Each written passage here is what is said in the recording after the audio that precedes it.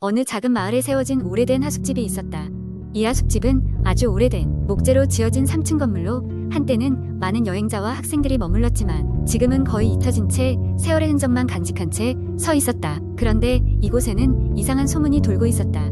하숙집에서 하룻밤을 묵은 사람들 중 일부는 결코 그곳을 나가지 못했다는 이야기였다. 하숙집 주인인 김할머니는 80대의 노령에도 불구하고 여전히 하숙집을 운영하고 있었다. 그녀는 언제나 투숙객을 친절히 맞이했으며 따뜻한 미소로 그들을 환영했다.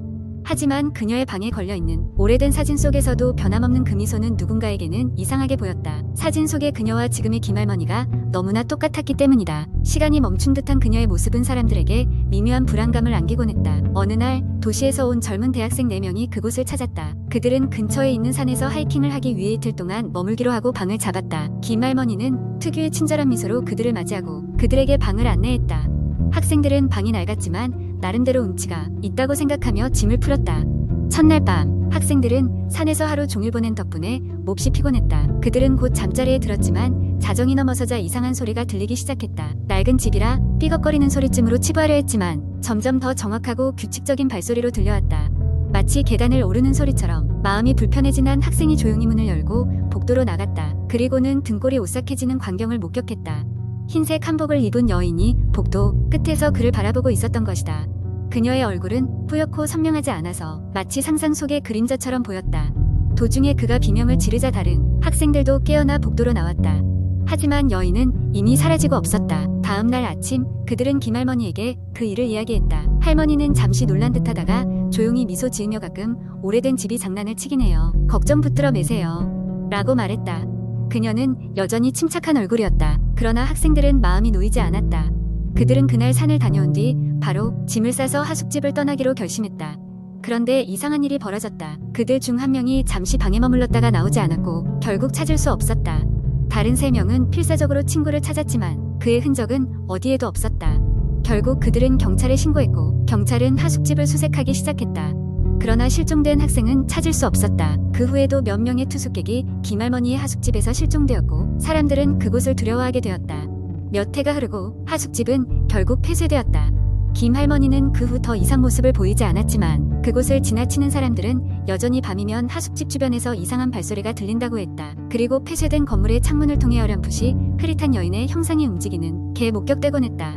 사람들은 이 하숙집이 오래된 비밀을 간직하고 있다고 믿기 시작했다. 그리고 그 비밀은 영원히 밝혀지지 않을 것이라고. 이 이야기는 지금도 그 마을에서 전설처럼 전해지고 있으며 때때로 용기 있는 이들이 그곳에 발을 들여놓기도 한다. 하지만 놀라운 사실은 누구도 그곳에서 하룻밤을 지내고 싶어 하지는 않는다는 것이다. 두 번째 이야기. 어느 조용한 시골 마을에 한 오래된 집이 있었다. 그 집은 몇십 년째 비어 있었고 마을 사람들 사이에서는 그 집에 귀신이 산다는 소문이 돌고 있었다. 그 집을 지나가는 사람들은 종종 밤이 되면 창문 너머로 이상한 불빛을 보거나 아무도 살지 않는 집에서 낮은 목소리로 웅성거리는 소리를 듣곤 했다고 전해진다. 대학생이었던 준호는 이 소문이 단순한 우연의 일치라고 생각했다. 그는 친구들과 함께 여름방학을 맞아 마을로 내려가기로 했고 그 집에서 하룻밤을 보내자고 제안했다. 친구들은 처음에는 머뭇거렸지만 준호의 끈질긴 설득 끝에 결국 모험을 결심하게 되었다. 그저 재미있는 추억거리를 만들자는 마음이었다. 그날 밤 친구들은 플래시라이트와 간단한 간식거리를 챙겨 그 집에 들어갔다. 집은 외관부터가 낡고 먹을 줄 정도로 음침했지만 그저 과장된 소문이라 여긴 준호는 태연하게 현관문을 열고 안으로 들어갔다. 내부는 예상대로 먼지가 쌓이고 거미줄이 가득했다. 친구들은 거실 중앙에 자리를 잡고 가지고 온 가방에서 담요를 꺼내 앉았다. 밤이 깊어지자 친구들은 서로 겁주기 놀이를 시작했고 허황된 귀신 이야기를 지어내며 깔깔대고 웃었다. 그러던 중 갑자기 창문 너머에서 쿵쿵거리는 소리가 들려왔다. 모두 소리를 듣고 잠시 얼어붙었다. 장난이었다고 해도 긴장이 돌던 순간이었다. 준호는 다른 친구들이 장난치는 것이겠거니 하고 창문 쪽으로 조심스레 다가갔다. 하지만 창밖에는 아무것도 보이지 않았고 나무가지가 바람에 흔들리는 소리만이 들릴 뿐이었다. 바람 소리잖아. 겁내지 마. 준호는 친구들을 안심시키며 말했다. 그러나 친구들 중 한 명이 말했다. 하지만 바람이 불지 않는데 웬 바람소리야. 밖은 고요한데. 사실 그날 밤 바람은 잠잠했다. 그 말을 들은 순간 준호는 등골이 서늘해지는 것을 느꼈다. 그는 아무렇지 않은 척하려 노력했지만 점점 불안한 기운이 감돌기 시작했다. 친구들은 다시 담요 속으로 들어가 밀착하여 앉았다.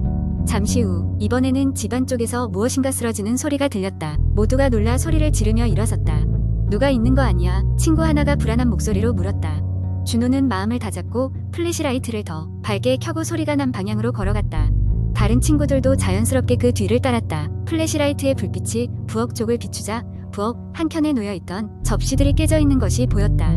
분명 누군가가 입 돌린 듯한 흔적이었다. 이건 확실히 이상해. 준호는 중얼거리듯 말했다. 그때였다. 부엌 문이 갑자기 쾅 닫히며 스며나오는 낮고 거친 신음소리 같은 것이 들렸다. 그 소리는 마치 지하에서 울려오는 듯했다. 친구들은 더는 장난이라고 생각할 수 없었다. 그들은 그 집에 뭔가 있음을 직감했다. 이제 그만 나가자. 한 친구가 소리쳤다. 모두가 동의했고 서둘러 출구 쪽으로 향했다. 하지만 현관문은 이상하게도 열리지 않았다. 분명 그들이 들어올 때는 잠겨있지 않았던 문이었다. 그때 그들 중 한 명이 말했다. 어쩌면 지하실로 가는 문일지도 몰라. 거기서 나갈 방법을 찾을 수 있을 거야. 모두는 불안감에 떨면서도 지하실로 향하는 계단을 내려가기 시작했다. 계단은 좁고 어두워서 하나하나 조심스럽게 밟아야 했다. 지하에 도착하자 삐걱거리는 소리와 함께 수상한 냄새가 코를 찔렀다. 어떤 허름한 물건들이 여기저기 흩어져 있었고 먼지투성이에 낡은 상자들이 쌓여 있었다. 그리고 그 고탄 구석에서 칠흑 같은 어둠 속에 감춰져 있던 또 다른 문이 천천히 열리는 것이 보였다. 그 문 너머로는 마치 다른 차원으로 이어지는 복도가 나타났다. 그때 눈앞에 나타난 형체는 희미한 불빛 속에서도 뚜렷하게 보였다. 이마에서부터 입술까지 묘하게 찡그러져 있는 듯한 얼굴이었다. 친구들은 그 자리에서 공포에 질려 비명을 지르며 뒤돌아섰다. 그리고 전에는 열리지 않던 현관문이 그 순간 마치 그들을 비웃기라도 하듯 열려 있었다. 그들은 밖으로 달려나가면서 집을 뒤도 돌아보지 않고 도망쳤다. 다음 날 아침 친구들은 마을 어른들에게 그날 밤의 경험을 이야기했지만 아무도 그 말을 믿지 않았다. 그저 꿈이라거나 상상 속 이야기일 뿐이라는 반응이었다. 하지만 준호와 친구들에게 그 경험은 결코 잊을 수 없는 현실이었다. 귀신이 실제하는지는 모르겠지만 적어도 그 집은 그들에게 앞으로도 2번 다시 가까이 다가가지 않을 교훈을 주었다. 그 집은 여전히 그대로 있었고 소문은 다음 오랜 세월 동안에도 이어졌다. 세 번째 이야기. 한국 인터넷에는 다양한 공포썰들이 많이 올라오곤 합니다. 이 중 하나의 이야기를 길게 풀어보겠습니다. 이 이야기는 픽션이며 재미로 읽어주시기 바랍니다. 제가 대학교에 입학한 첫 해 많은 학생들이 기숙사 생활을 시작하게 되었습니다. 저 역시 그 중 하나였죠.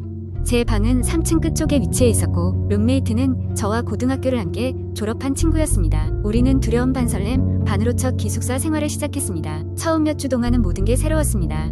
새로운 친구들도 많아졌고 기숙사 생활에 적응하느라 분주한 나날을 보냈습니다. 그러던 어느 날 밤이었습니다.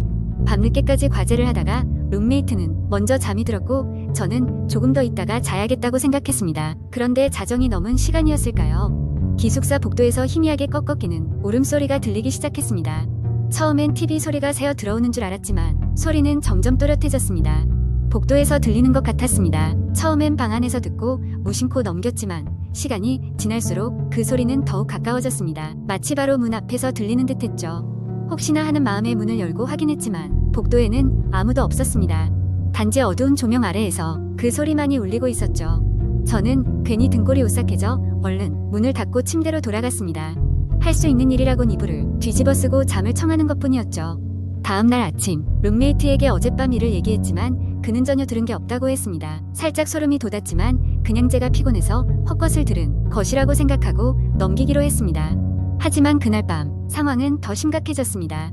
이번에는 책상에 앉아서 공부를 하고 있는데 창문 밖에서 무언가 스쳐가는 그림자가 보이기 시작했습니다. 처음엔 나뭇가지나 새라고 생각했습니다. 하지만 그림자는 체형이 분명히 사람이었습니다. 무서움이 엄습해왔고 커튼을 얼른 닫았습니다. 잠시 후 창문을 누군가 두드리는 소리가 들렸습니다. 너무나 놀라서 움직일 수가 없었죠. 룸메이트도 이번에는 소리를 들었는지 일어나서 무슨 일이냐고 물었습니다. 우리는 조심스럽게 창문 쪽으로 다가갔고 밖을 내다보았습니다.